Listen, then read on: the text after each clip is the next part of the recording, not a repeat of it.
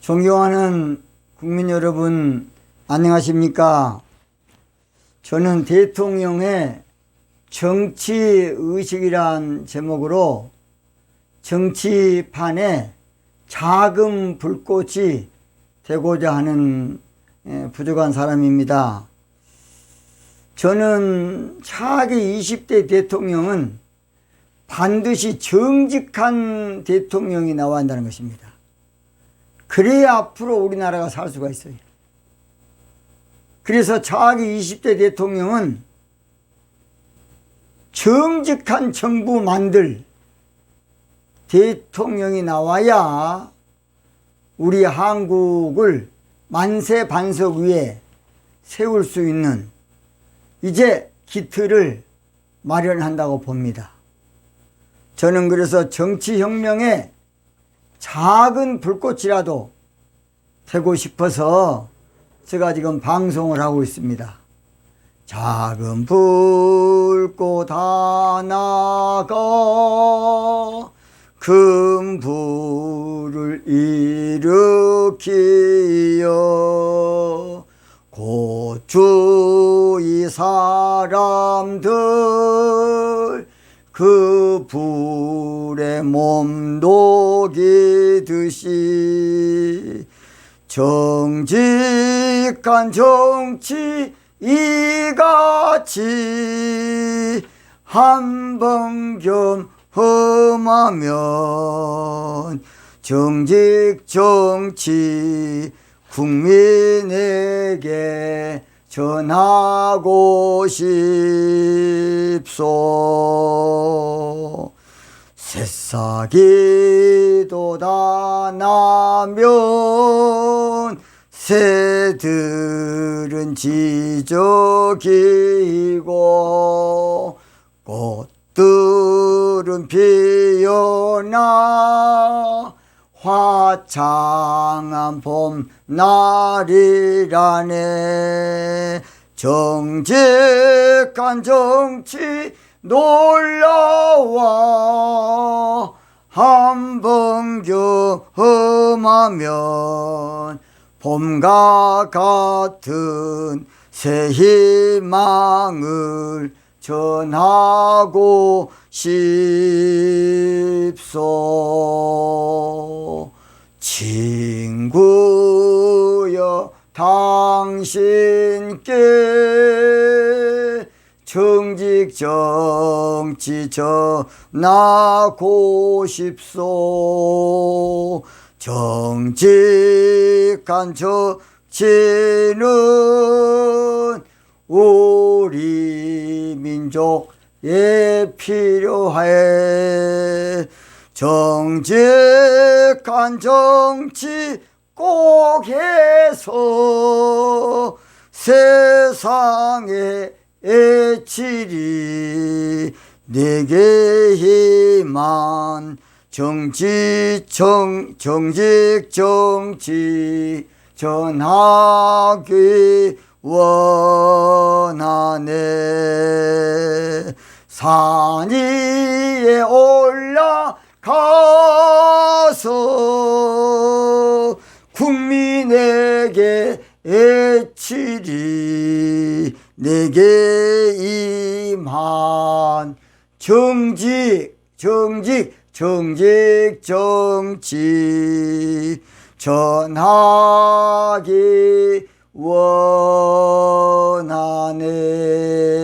할렐루야. 제가 조금 실력이 부족하지만은 작은 불꽃 하나가 그런 복음성을 조금 개사해서 제가 분위기를 잡기 위해서 좀 불렸습니다. 목사 저 새끼가 목회는 열심히 왜 저렇게 쓸데없는 정치에 대해서 하느냐.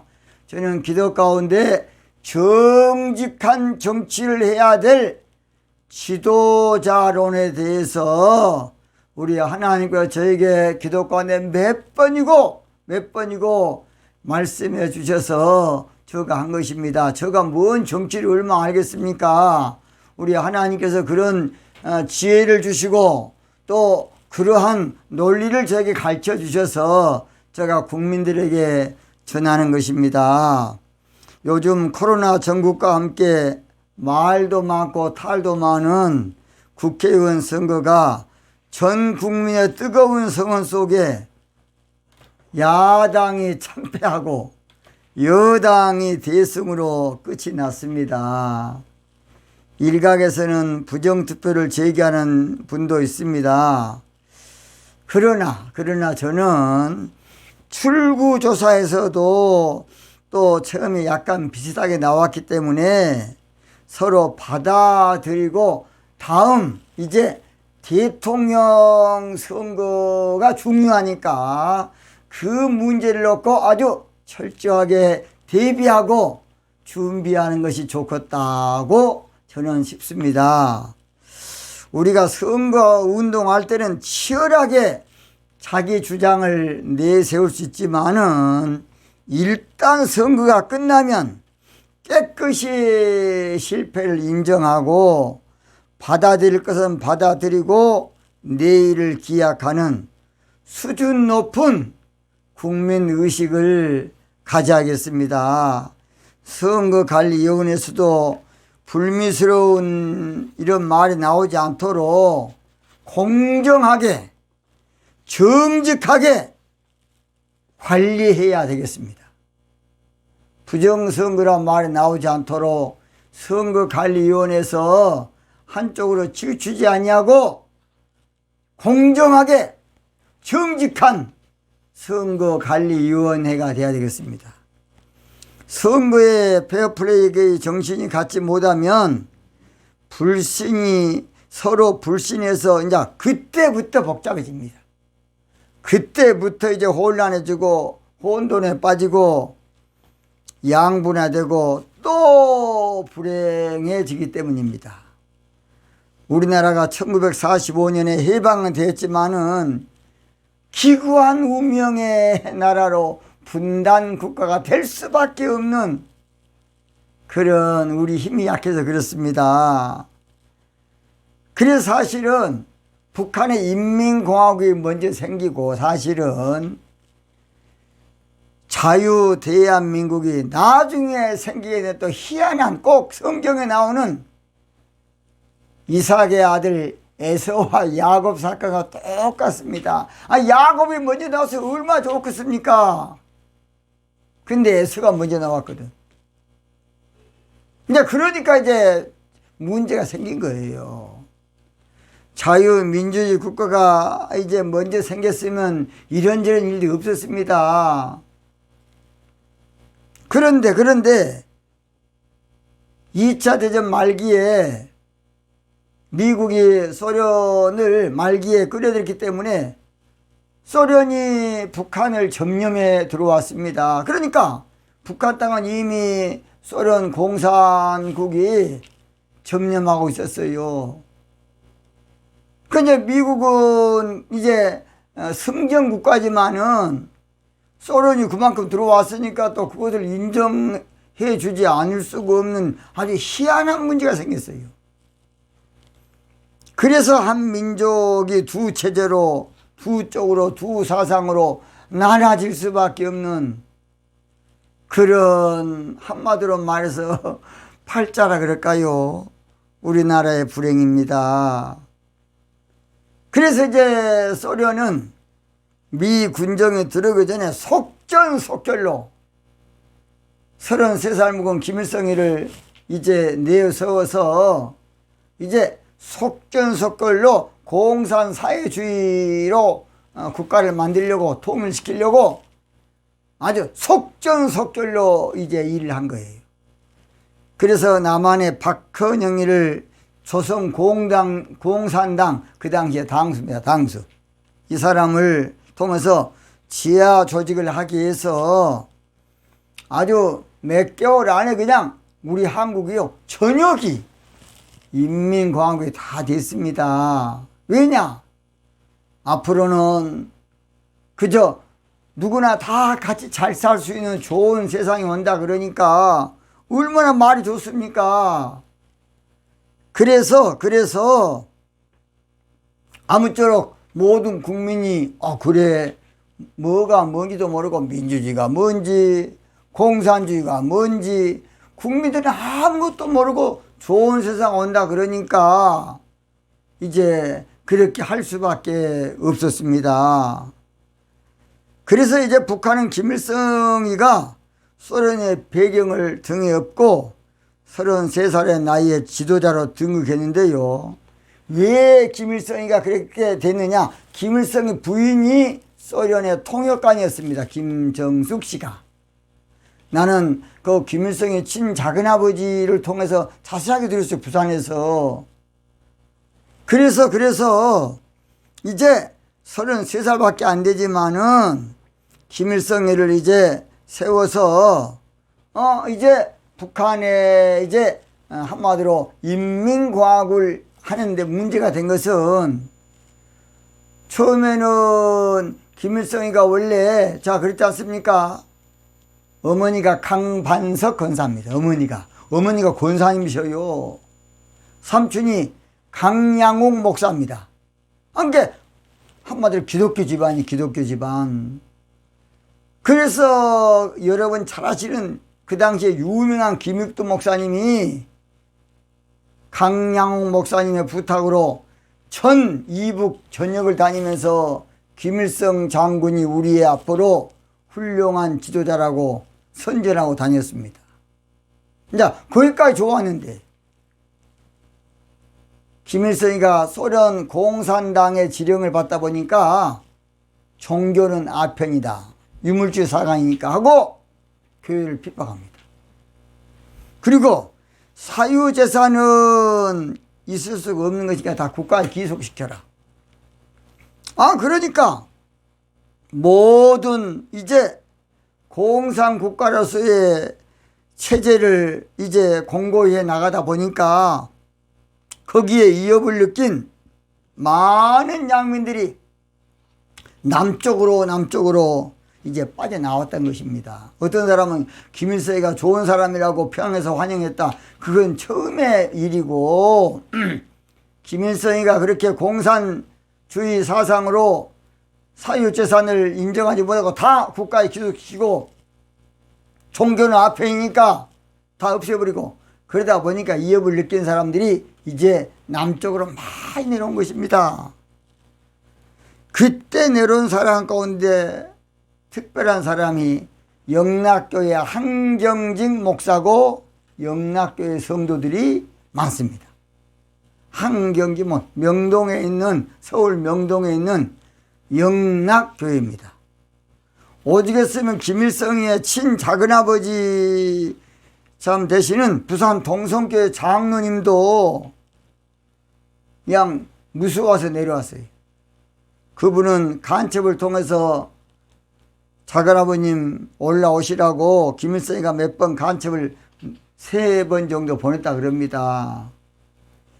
그 장로님은 김일성이 친작은아버지이기 때문에 정보처에서 몇 번 관할을 했는데도 간첩이 왔더래요. 그래서 자기는 김일성의 그 공산당의 무서운 것을 너무 느꼈기 때문에 절대 안 간다고 하더라고요. 나는 죽어도 나만에 죽어야지. 김일성이 저 못된 새끼, 저 큰일 난다고 그냥. 애지간하면 총으로 쏴 죽여버리니까. 공산당은 잘 들으세요. 통제사야. 자유가 없어요. 제가 여기서 부산 가려고 해도 쯤을 끊어야 갑니다. 언론의 자유가 있습니까? 종교 자유 있습니까? 북한에 뭔 자유가 있습니까? 세상에서 가장 인권이 없는 데가 북한이. 어떤 사람들은 왜 북한의 인권을 말하지 않습니까? 엉터리. 가장 못된 데가 북한 아닙니까? 나눠먹고 산다고요? 지금 맨 놈들은 계급 사회가 더 돼가지고 호화스럽게 살고요. 인민들은 굶어 죽습니다. 그런 데가 공산주의야. 근데 이제 이론적으로는요, 해겔 철학을 통해서 이것이 쭉 엥겔스로 이렇게 쭉 내려왔기 때문에 이론적으로는 대단히 맞습니다. 그러니까 이제 지성인들이 다 거기에 빠져 넘어갔던 것이에요. 공산주의는 이론으로는 맞아요. 이론은 맞다. 칼 막스로 여러분 훌륭한 잘 아시는 공산주의 아버지 누굽니까?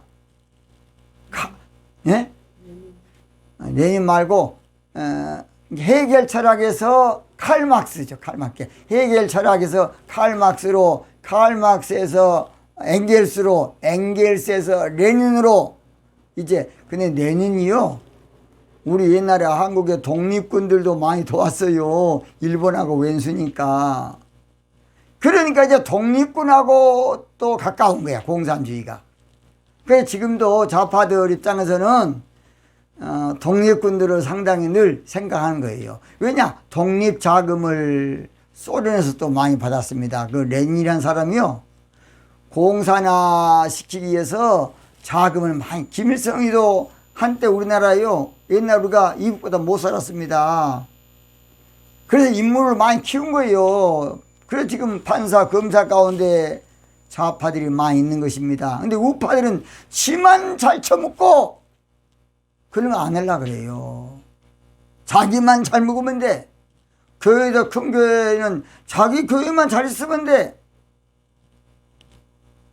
보수들은 그거에 큰 문제입니다. 자기만 안 다치면 되고 자기만 우선에 거들나지 않으면 되고 이거이 우리 보수의 썩은 정신이에요. 그러나 좌파 되신 분들은 처음부터 지하 조직으로 투쟁력을 길렀기 때문에 일당백에 일당백. 그래서요, 좌파 한 사람이 딱 국회에 들어가면 우파 100명은 아무것도 아니에요.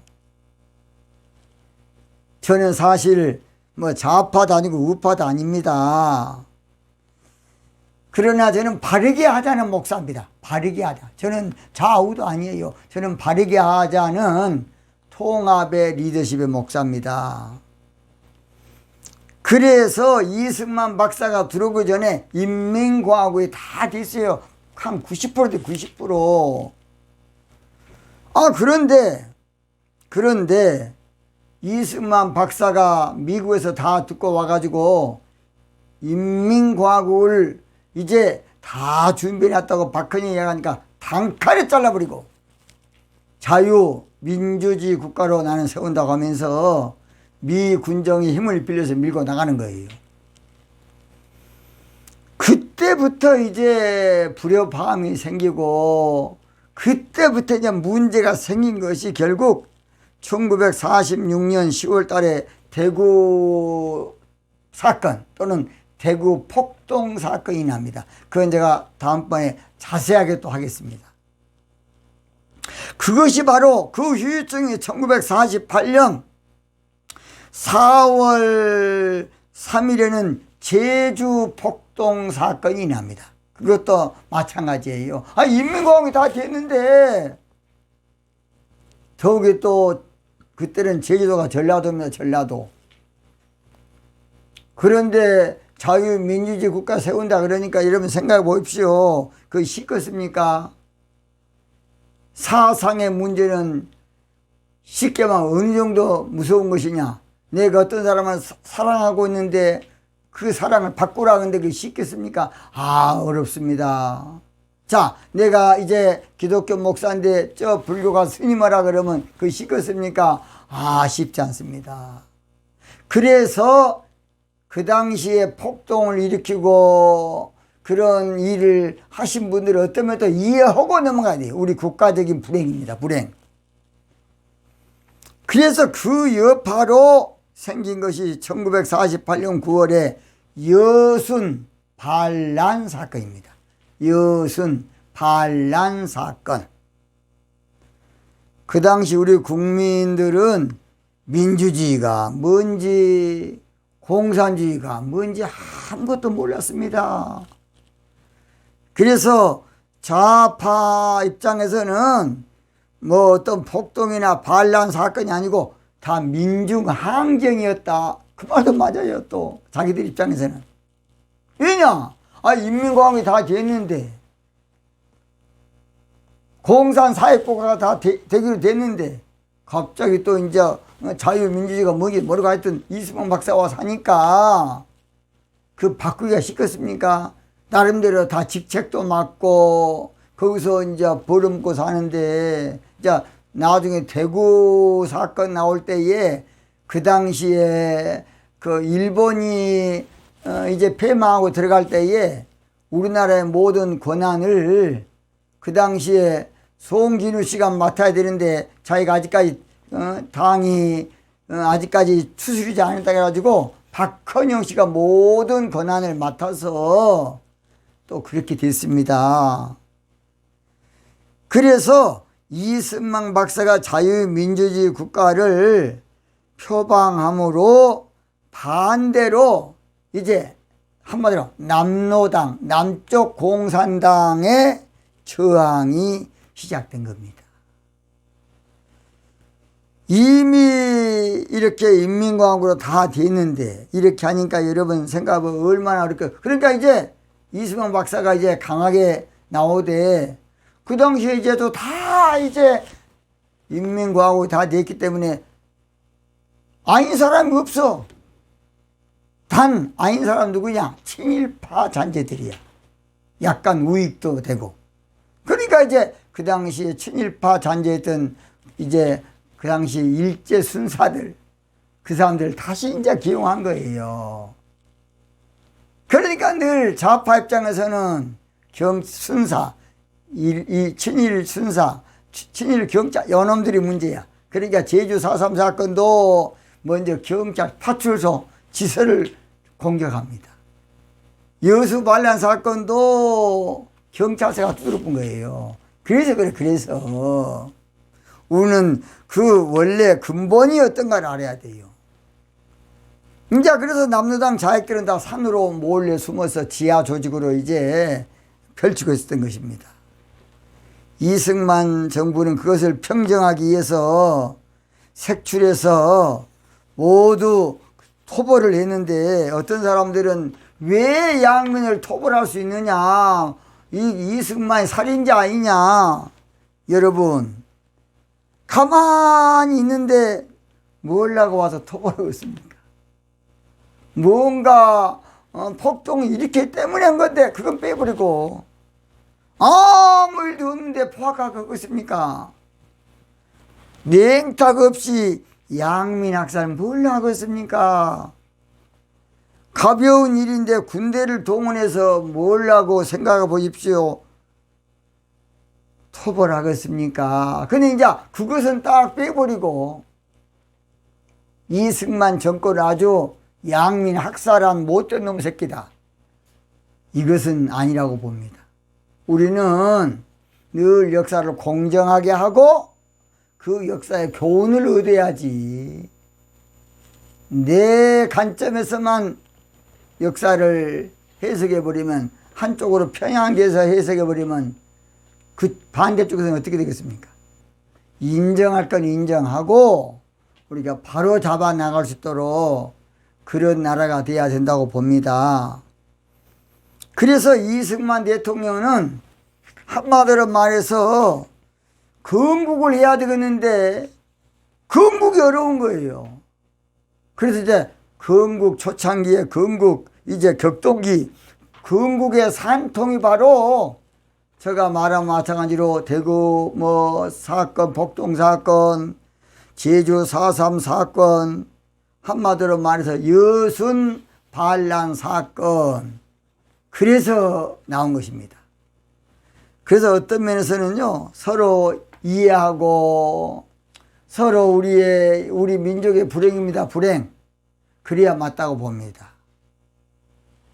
또 아무것도 모르고 또 당해가지고 평생 빨갱이로 여러분 자녀들 절대 어떤 공무원도 못하고 그것을 진즉 좀 보수층에서 정치인들이 풀어가지고 그분들도 새롭게 일할 수 있도록 해야 될 텐데 몇 년 동안 이제 그것이 묶여 있었어요.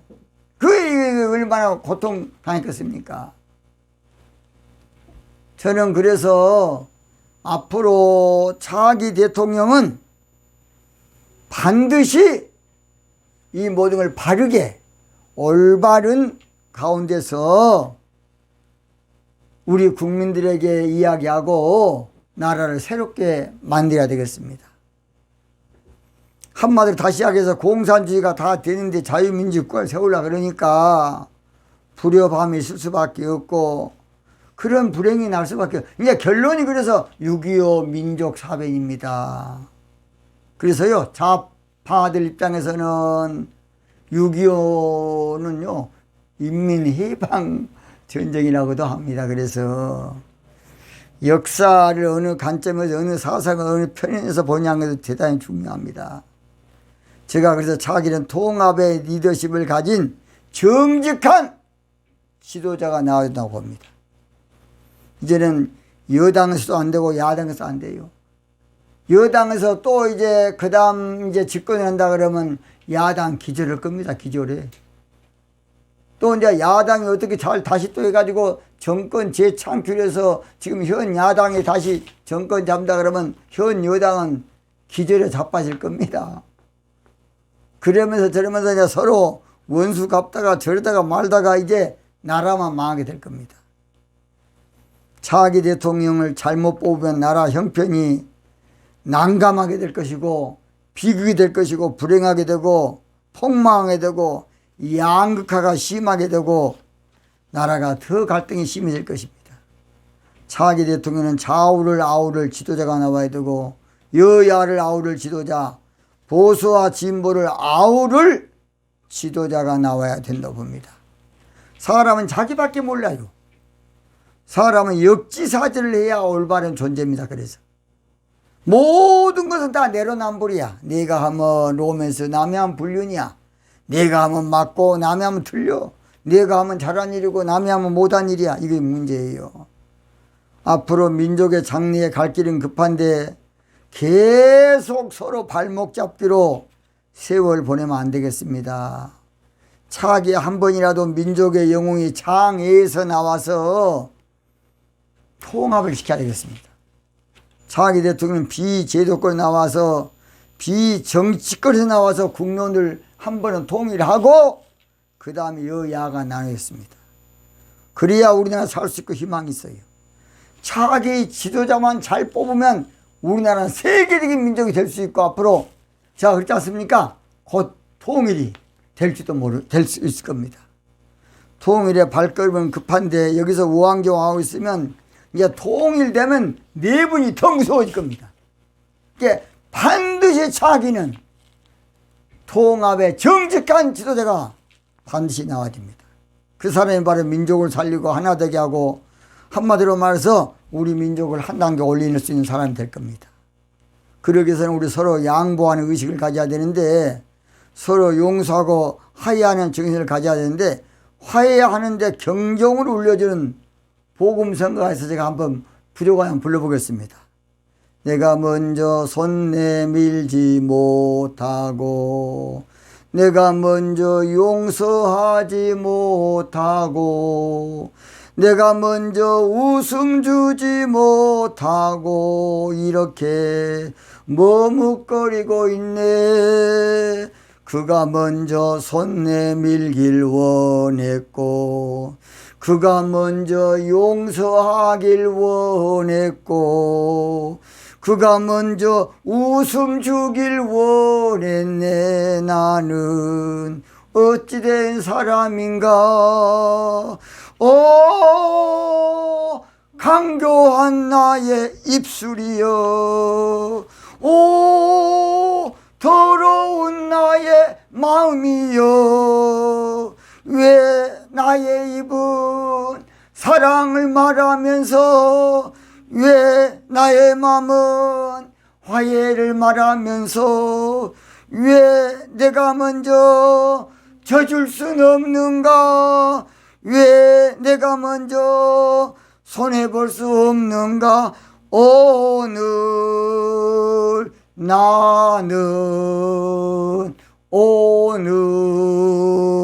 나는 주님 앞에서 몸둘 바 모르는 채 이렇게 흐느끼고 서 있네.